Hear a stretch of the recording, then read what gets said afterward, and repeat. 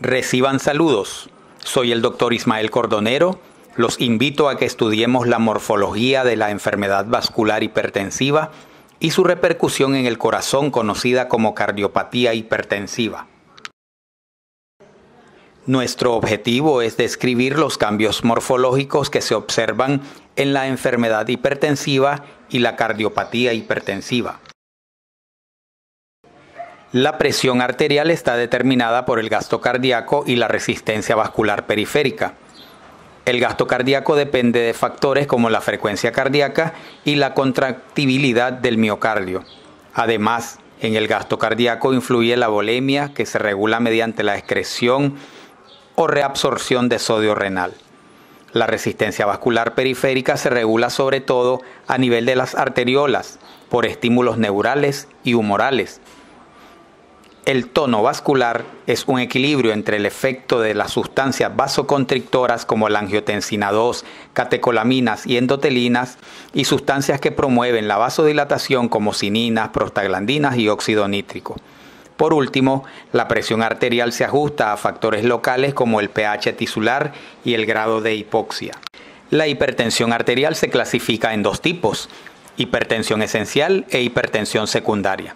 La hipertensión esencial representa el 90 al 95% de todos los casos. Es un trastorno muy frecuente, importante factor de riesgo para la ateroesclerosis, insuficiencia cardíaca congestiva e insuficiencia renal. En ella se expresan las influencias ambientales y genéticas que afectan la reabsorción de sodio, las vías de la aldosterona y el sistema renina-angiotensina-aldosterona.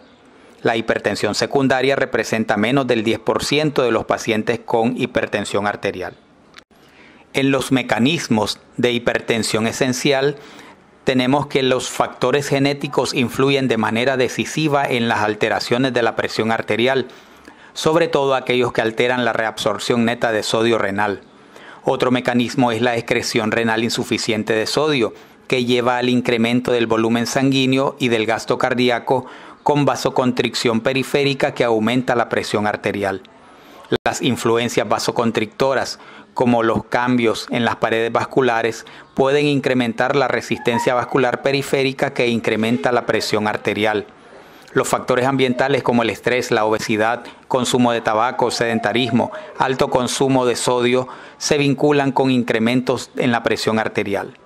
Entre los mecanismos de la hipertensión secundaria tenemos la hipertensión renovascular provocada por estenosis de la arteria renal, que provoca disminución del flujo sanguíneo renal y de la presión glomerular, con la subsiguiente secreción de renina que aumenta el volumen sanguíneo y el tono vascular que incrementan la presión arterial. El hiperaldosteronismo puede ser idiopático o relacionarse con una neoplasia suprarrenal que secreta aldosterona y que por lo tanto incrementará la presión arterial.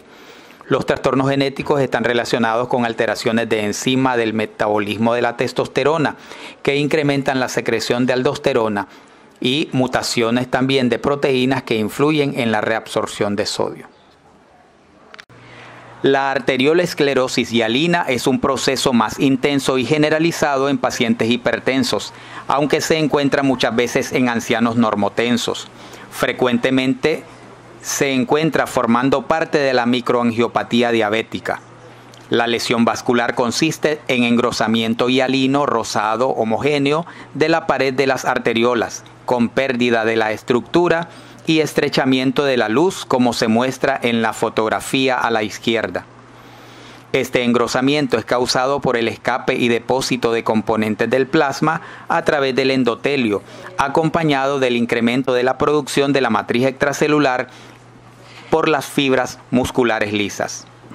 La arterioloesclerosis hiperplásica está relacionada con elevaciones intensas o agudas de la presión arterial, como sucede en la hipertensión arterial maligna.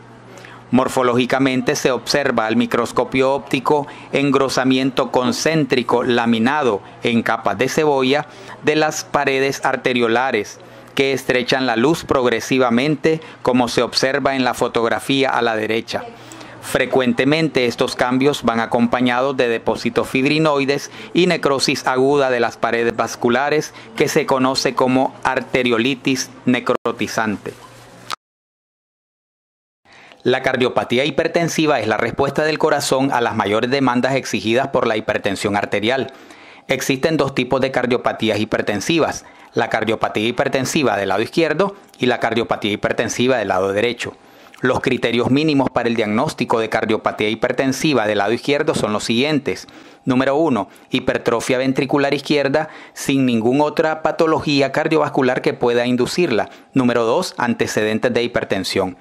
Morfológicamente, en la cardiopatía hipertensiva izquierda compensada, se observa macroscópicamente hipertrofia circunferencial sin dilatación del ventrículo izquierdo. Este incremento del grosor de la pared aumenta el peso del corazón, provoca rigidez que disminuye el llenado diastólico y a menudo incremento del tamaño de la aurícula izquierda. Microscópicamente hay aumento del diámetro transversal de los miocitos cardíacos. Cuando la enfermedad es avanzada, hay intensa e irregular incremento de tamaño de las células y núcleos, además de fibrosis intersticial. En la fotografía observamos engrosamiento de la pared ventricular con disminución del tamaño de la cavidad ventricular.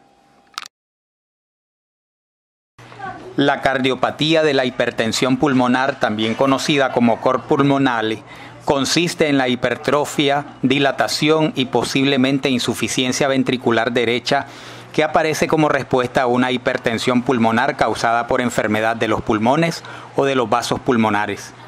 Quedan excluidos de esta clasificación el engrosamiento y dilatación del ventrículo derecho, secundario a cardiopatía congénita o a las cardiopatías izquierdas con hipertensión venosa pulmonar.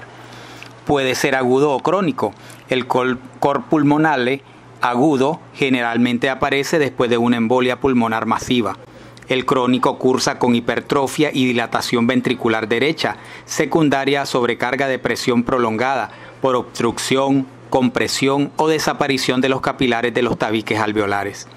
Morfológicamente, en el cor pulmonar agudo hay dilatación del ventrículo derecho sin hipertrofia. En el crónico, la pared ventricular está engrosada hasta más de 1 centímetro. Microscópicamente hay engrosamiento de los haces musculares del tracto de salida por debajo de la válvula pulmonar.